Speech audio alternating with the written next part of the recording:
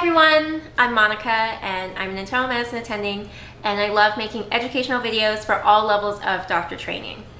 So today's video is on a topic that's very near and dear to my heart, and that is how to succeed in your clerkships as a quiet person. Now, I would definitely describe myself as a quiet person. I'm a much better listener than I am a talker, and this is something that I have really beat myself up for most of my life, and especially during third year during clerkships. That's when I felt like these characteristics were really made me stick out like a sore thumb. I felt like extroverted, more outgoing people really had a leg up when it came to clerkships because they were so much better at public speaking. They made fast friends with residents and even our attendings.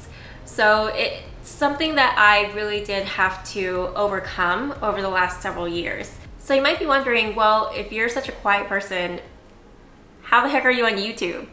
And yeah, 5 or 6 years ago, if you had told me that I would have a YouTube channel, that I would be putting myself out there, I would have laughed you out of the room. So I think this goes to show that I have come a long way, and that's why I want to speak on this topic. So I really want to take this time to share some tips I learned the hard way over the last several years, and also share some stories that had hidden lessons in them along the way. So this video is going to be more of a tough love kind of video. It's going to be a wake-up call, so I hope you're ready for it.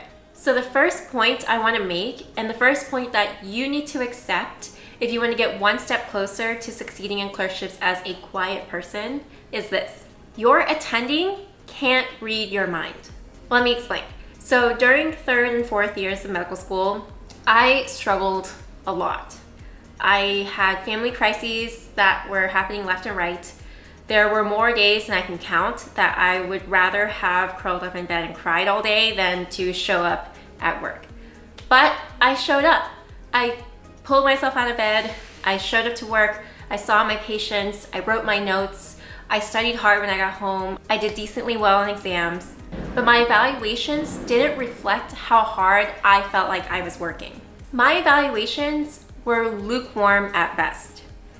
I was described as quiet in many circumstances, and I was upset about this. I was mad because I was like, if you only knew how much time I was spending with my patients, if you only knew how much I was reading when I got home, if you only knew how much sleep I've given up, how many social activities I've given up to do well in this clerkship. But what my less than mature mind at that time didn't realize was the significance of those words I kept repeating in my head.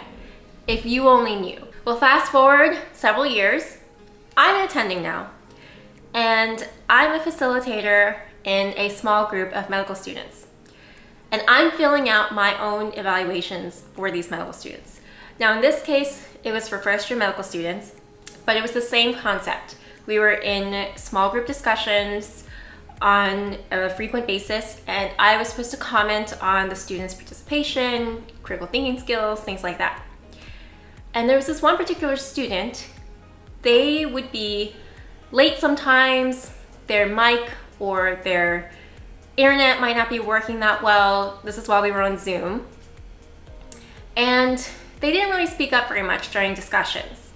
I would really have to call on them, and it was like pulling teeth, trying to get them to participate in the discussion. So when it came time to write my evaluations, I, as any evaluator should be, was honest. So I wrote that the student didn't participate much, the student didn't seem very engaged, the student wasn't very enthusiastic. Well, literally the next day, the student sent me an email, and they talked about how I had hurt their feelings. I didn't understand what they were going through. They really opened up to me and told me about some really difficult times they were going through. They also made many excuses about being late and not having their mic working, not having their internet working. And when I tell you I had a major flashback, I felt like I was in a movie, and this is where that scene would play, where it would flash back to me sitting in my short white coat as a medical student, reading that same evaluation and having those same feelings again. And that's when I had the epiphany. I've now realized there is no way that I could have known any of the things that the student was telling me via email. All I see, my experience of that student consisted only of silence during group discussions. So could you really blame me for being honest and writing about what my perception was in my evaluations? No, because attendings cannot read your mind. Attendings can't know what's going on in your life. They don't know how hard you're working at home. They don't even know what you're doing at work most of the time. Because if you think about it, and I'm talking specifically about internal medicine clerkships, but if you think about it, on your internal medicine rotation, your attending spends time with you during rounds in the morning, and then maybe again once or twice in the afternoon, again for afternoon rounds and updates or new admissions.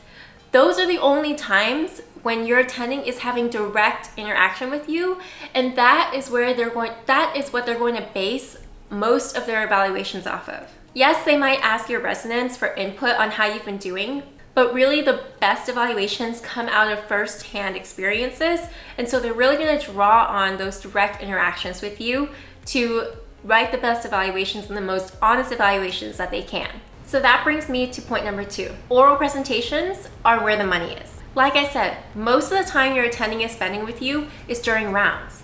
And what are you doing during rounds? Oral presentations.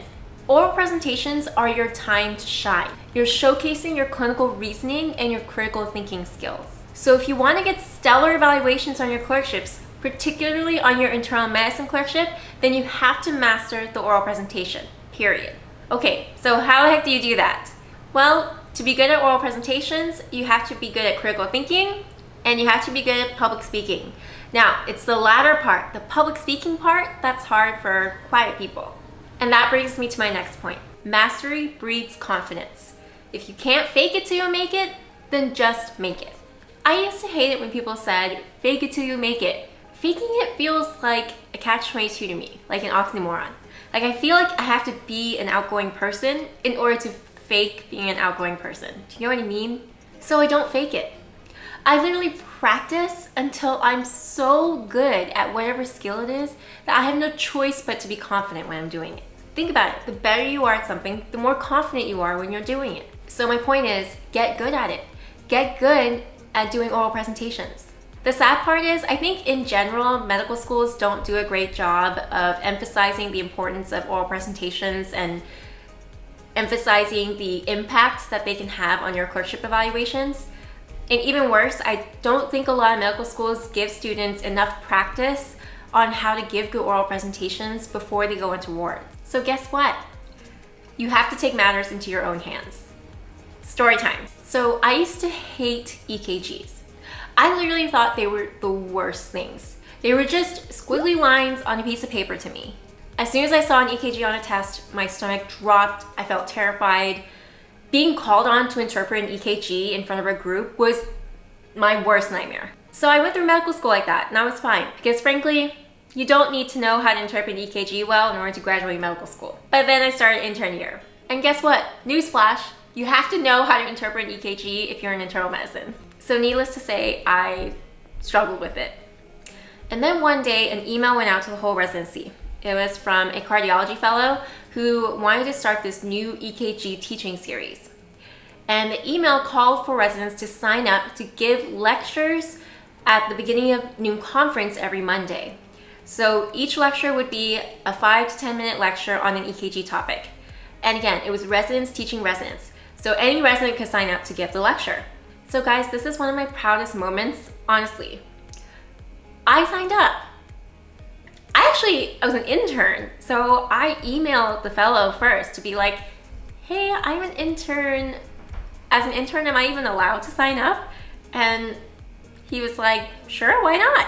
Imagine that. The girl who hated EKGs, didn't understand EKGs, and on top of that, would want to throw up before any public speaking occasion. That's the girl that signed up to give not just one lecture, but the most lectures out of any resident that year. So why did I sign up? Because I knew that if I were scheduled to speak on a topic in front of 30 plus other people, then I would need to know that subject cold. I would need to practice and practice so much that I knew the material so well that not even my public speaking nerves could get in the way of me teaching the material. So in other words, I was forcing myself out of my comfort zone. I was forcing myself to learn a topic that I hated, that I really didn't know well. And on top of that, I was forcing myself to get out there and stand up in front of a group of people and give lectures. Well, let me tell you, by the end of my intern year, I was obsessed with EKGs. No, literally obsessed. They were like one of my favorite topics. So much so that a lot of people thought I wanted to go into cardiology at that point. And then guess what? In my third year of residency, that project got handed off to me. The cardiology fellow let me take it and run with it. So I started being the one to organize these lectures. So why is this story relevant here? For two reasons. One is sometimes the only reason something scares you or the only reason you hate something is because you're unfamiliar with it or you're not good at it. So how do you get over that? You just force yourself to do it. You force yourself to get good at it.